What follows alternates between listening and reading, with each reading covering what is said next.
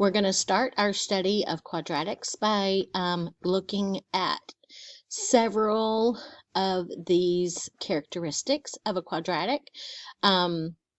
Most of the stuff that we're looking at today is going to be what we call look and know.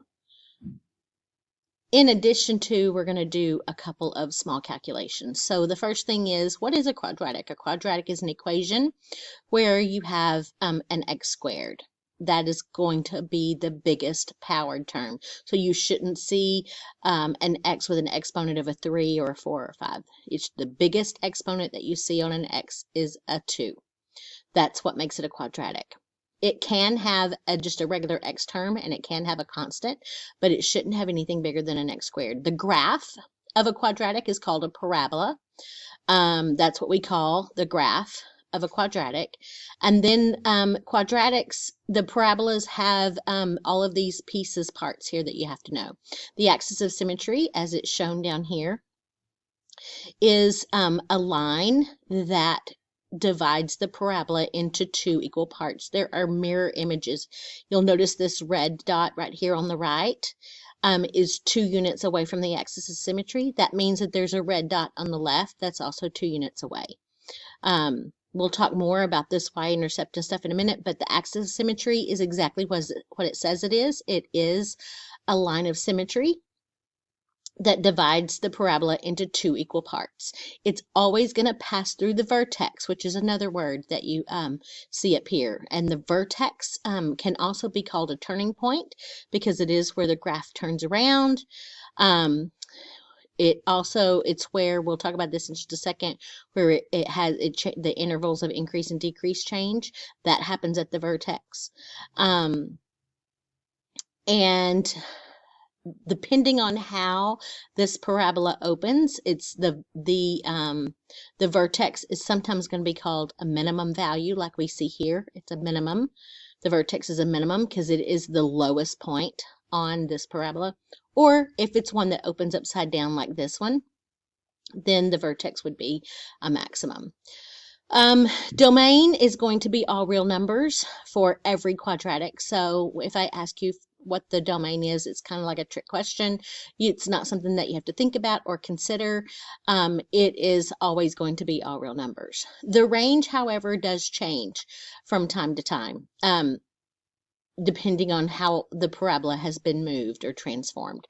So the range is going to be determined by looking at that y value of the vertex, and the vertex is going to be called, we call the vertex, you see right here, I've got the vertex written down as HK, and that has to do with one of the forms that we're going to be looking at in just a second. But the vertex is always called HK. The H is the x value of the vertex, the K is the y value of the vertex.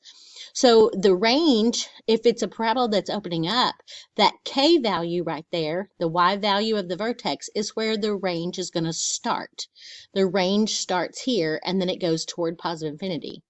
If the parabola opens down, like this one right here, then that's where the range stops. Because remember, we read range from the bottom up.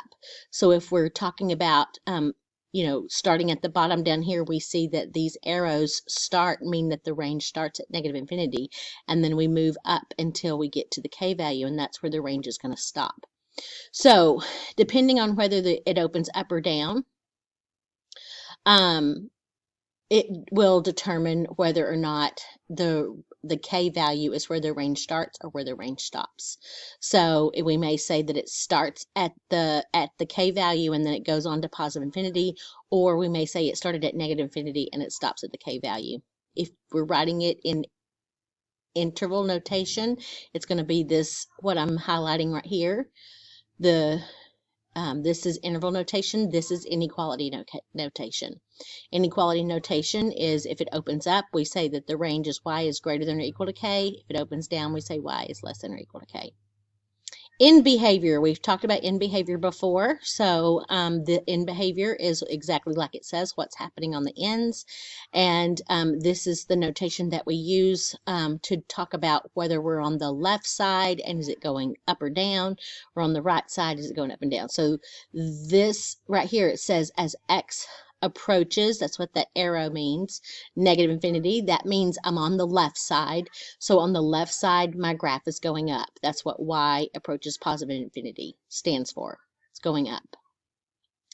And this one says on the right side, because I am on the right side of my graph. The right side, on the right side, the graph is going up. So this is the only two end behaviors that you're going to have where they're both going up or they're both going down. And then you have to just tell me whether or not you're talking about the left side or the right side. Intervals of increase or decrease. I've got it kind of highlighted right here. If it's increasing, the y values are going up. That's exactly what it means. It's increasing, and we always are reading it from left to right.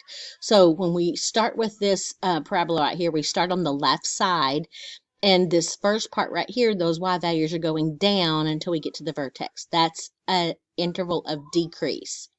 So that is going down, and then at the turning point or the vertex, the parabola starts going up again.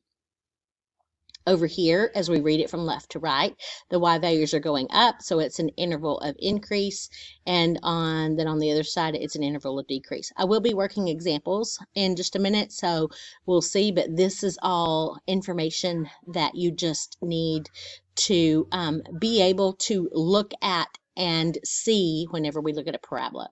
The y-intercept is where it's going to cross the y-axis, and a lot of the times when we look at y-intercepts, we are concerned with the mirror image. I will be asking you to find the mirror image on some of these problems, so be sure you find the axis of symmetry, that line that's right in the middle.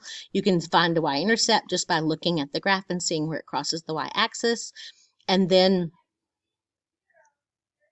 from that point, we can know that if this y-intercept is 1 unit to the left of the axis of symmetry, then we are going to have a mirror image 1 unit to the right of the axis of symmetry. These x-intercepts, we know that x-intercepts are where the graph crosses the x-axis. Please, please, please, please, please get familiar with these words, roots, solutions, and zeros. They are interchangeable most of the time.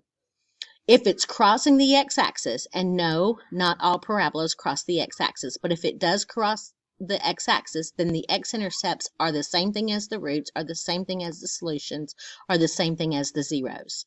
If it does not cross the x-axis, then the roots, solution, and zeros are the same thing, but we don't call them x-intercepts anymore because they don't cross the x-axis. So be sure you're comfortable with any of those words, and you know that most of the time they are interchangeable.